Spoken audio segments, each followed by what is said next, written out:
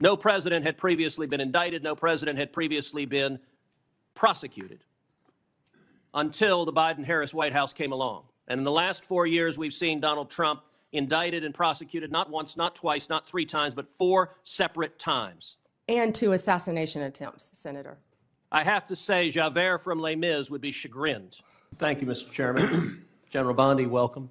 Thank you for your long career in public service, and thank you for your willingness to take on this incredibly important office. You know, I have to say,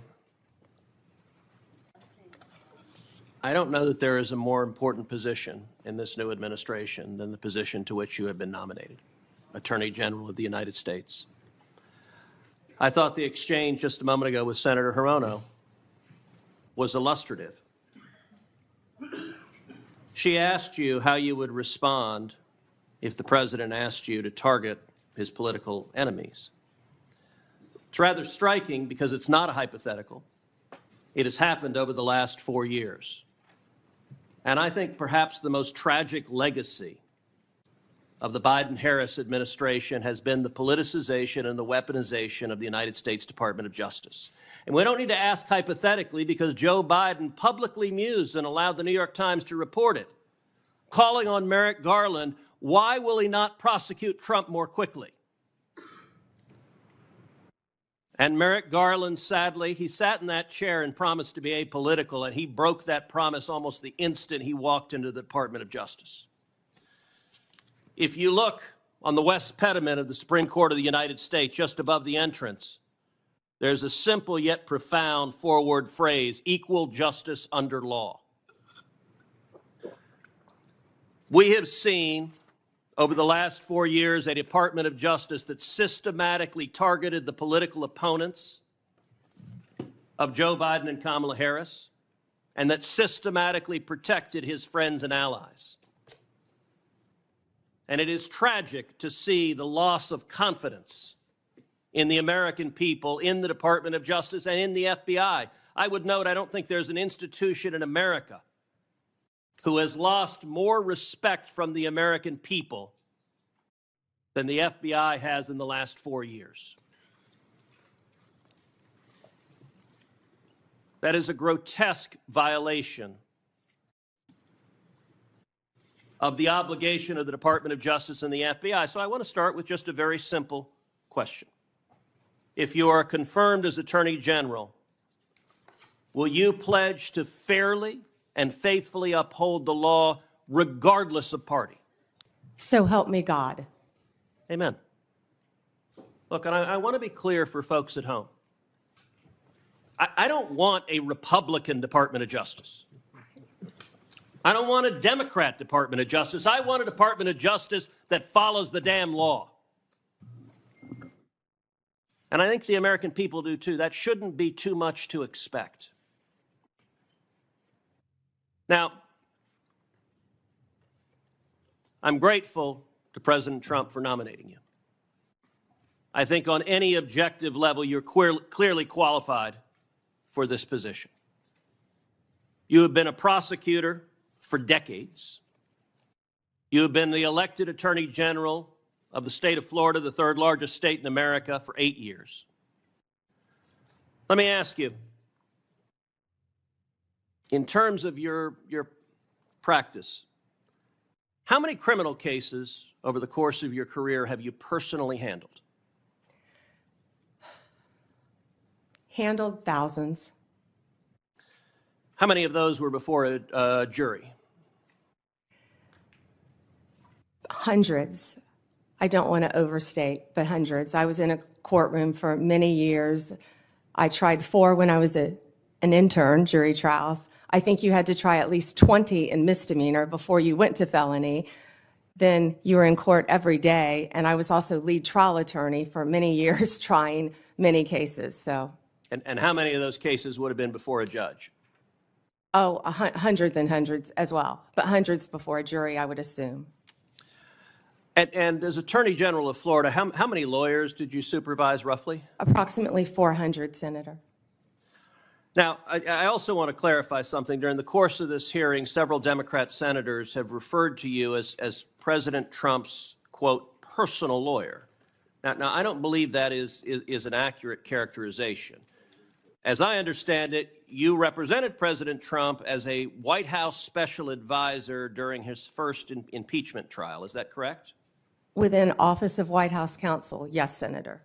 And is working within the White House counsel's office different than representing Donald J. Trump individually as his personal lawyer? Absolutely. How's it different?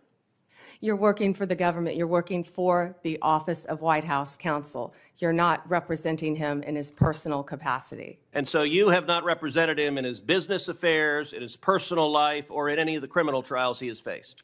No, Senator.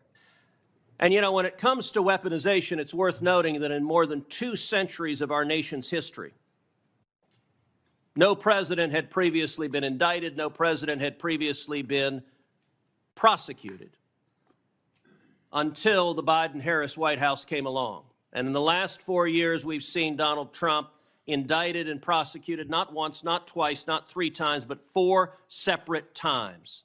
And 2 assassination attempts, Senator. I have to say, Javert from Les Mis would be chagrined at the efforts of Democrats to do anything possible to take him down. And I believe the real target in this was not President Trump, but it was the American people, that these prosecutions were brought because partisan prosecutors were terrified that the American people would do exactly what they did in November of 2024 and vote to reelect Donald J. Trump. By 77.3%. Million Americans, 77.3 million Americans. Will you commit every day as Attorney General to follow the law, to follow the Constitution, to uphold the rule of law without favor and without regard to the partisan position of any criminal defendant? Yes, Senator. That's what we should all expect from an Attorney General. What we just witnessed wasn't just a routine Senate hearing. It was a snapshot of where American justice stands today. Senator Ted Cruz's exchange wasn't only about Pam Bondi's nomination. It was about something far bigger: trust in our institutions, faith in the rule of law, and the dangerous perception that justice now wears political colors. Let's be honest. When Cruz said he doesn't want a Republican Department of Justice or a Democrat Department of Justice, but simply a department that follows the damn law, that hit home for millions of Americans. Because deep down, people on both sides are tired of seeing justice being used as a political weapon. They're tired of double standards.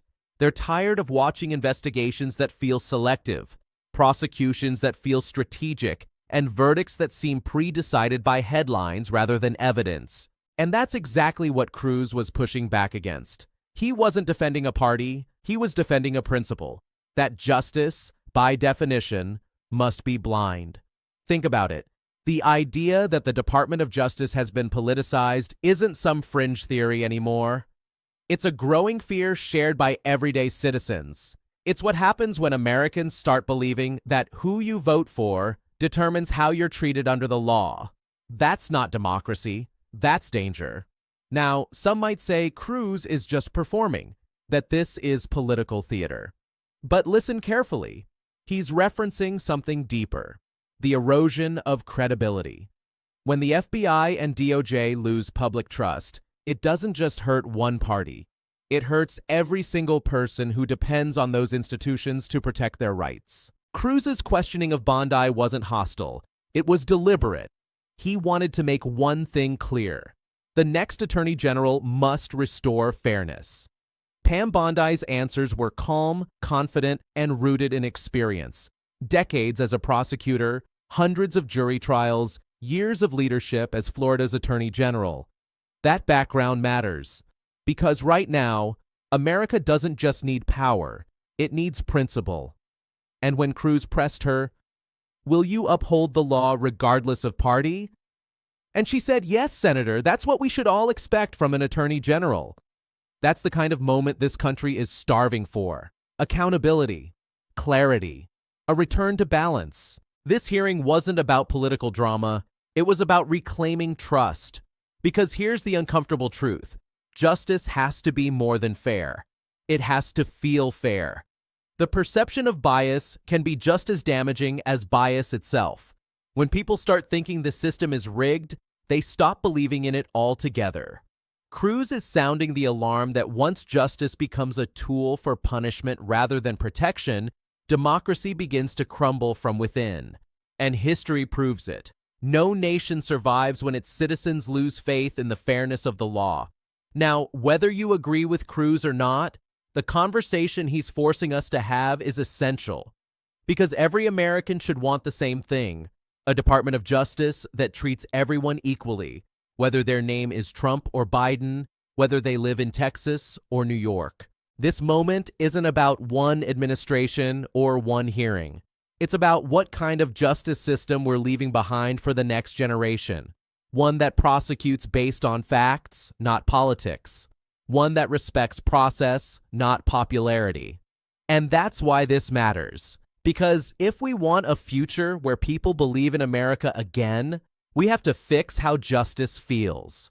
We have to rebuild confidence brick by brick, case by case, truth by truth. You see, America was never meant to be perfect. It was meant to be accountable. And accountability doesn't belong to any one political side. It belongs to us, the people.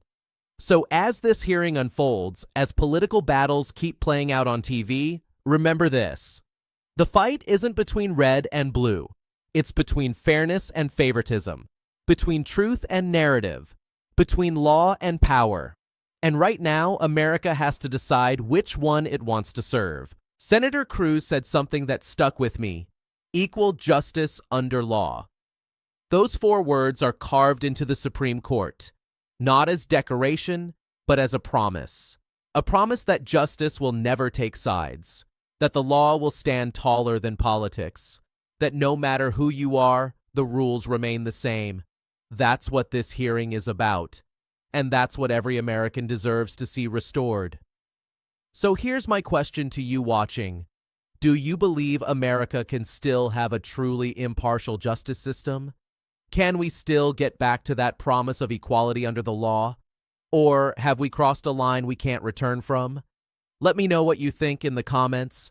I genuinely want to hear your thoughts. Because these aren't just political moments. They're defining moments. They shape what kind of country we'll become. If you believe in honest discussion, if you believe in questioning power no matter who holds it, hit that like button, subscribe, and stay tuned. Because here, we don't chase sides, we chase truth. I'll see you in the next one. And remember, justice only works when it's fair for everyone.